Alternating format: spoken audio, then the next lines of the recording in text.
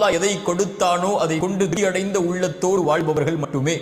இந்த அல்லாஹ்வுடைய தூதர் ஸல்லல்லாஹு அலைஹி வஸல்லம் சொன்னார்கள், ஆதமுடைய மகனுக்கு ஒரு ஓடை தங்கம் கிடைத்தாலும் இரண்டாவது ஓடை வேண்டும் என்றுதான் ஆசை. இரண்டாவது ஓடை கிடைத்தால் மூன்றாவது ஓடை தங்கம் வேண்டும் ஆசைப்படுவான். அவனுடைய அந்த பேராசையை மண்ணை தவிர மரணத்தை தவிர எதுவும் தடுத்து நிறுத்த முடியாது என்று அல்லாஹ்வுடைய தூதர் ஸல்லல்லாஹு அலைஹி வஸல்லம் சொன்னார்கள். அதனால்தான் அல்லாஹ்வின் அருட்கொடையை புரிந்து கொள்வதற்கு ஒரு நியதியை சொன்னார்கள். தூதர், உங்களுக்கு மேல் உள்ளவர்களை பார்க்காதீர்கள், உங்களுக்கு கீழ் உள்ளவர்களை பாருங்கள், அப்போதுதான் அல்லாஹ்வின் அருட்கொடையை நீங்கள் உணர்ந்து கொள்ள முடியும் என்று அல்லாஹ்வுடைய தூதர் ஸல்லல்லாஹு அலைஹி வஸல்லம் அவர்கள் சொன்னார்கள்.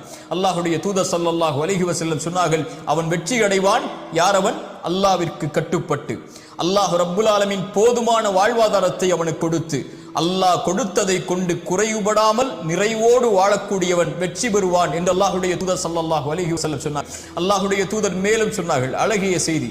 ஒரு நாள் காலையில் ஒருவன் எழுந்திருக்கிறான், பாதுகாப்பான நிலையில் 3 வேளை உணவு அவனுக்கு இருக்கிறது, ஆரோக்கியமான உடல்நிலையை அல்லாஹ் கொடுத்திருக்கிறான். இவன் யார் தெரியுமா?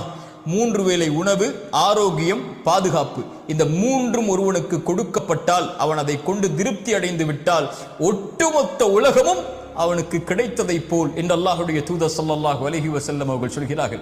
இன்று மனிதன் அது இல்லை இது இல்லை, எனக்கு அல்லாஹ் அதை கொடுக்கவில்லை இதை கொடுக்கவில்லை என்று அல்லாஹ் கொடுத்ததை மறந்து விடுகிறான். தூதர் ஸல்லல்லாஹு அலைஹி வஸல்லம் யாரை முன்னுதாரணமாக சொல்லுவது? அவர்களுக்கு 3 வேளை உணவு கூட தொடர்ச்சியாக கிடைத்தது கிடையாது.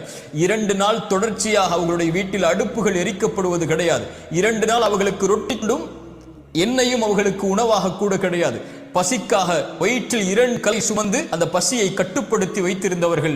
அல்லாஹ்வுடைய தூதர் ஸல்லல்லாஹு அலைஹி வஸல்லமுடைய வாழ்க்கை இப்படி வறுமையிலும் ஏழ்மையிலும் பசியிலும் இருந்தாலும் இரவு ஆனால் சொல்லுவார்கள், யா அல்லாஹ், எனக்கு உணவளித்தாய் நன்றி, எனக்கு தண்ணீரை கொடுத்தாய் நன்றி, பாதுகாப்பை கொடுத்தாய் நன்றி. எத்தனையோ மக்கள் உணவில்லாமல் தாகத்தில் பாதுகாப்பில்லாமல் தவித்துக் கொண்டிருக்கும் போது எனக்கு இதை நீ கொடுத்ததற்கு நன்றி யா அல்லாஹ் என்று அல்லாஹ்வை நிறைவுபட வாழ்ந்தார்கள். எத்தனையோ கவலைகள் சூழப்பட்டது, எத்தனை பிரச்சனைகள் சூழப்பட்டது, எத்தனையோ களங்கள் சூழப்பட்டது, ஆனால் திருப்தி அடைந்த உள்ளத்துடைய வாழ்வை அல்லாஹ்வுடைய தூதர் வாழ்ந்தார்கள். அவர்களைப் போல் மகிழ்வுற வாழ்ந்து மறைந்த ஒரு மனிதன் இந்த பூமியில் இல்லை.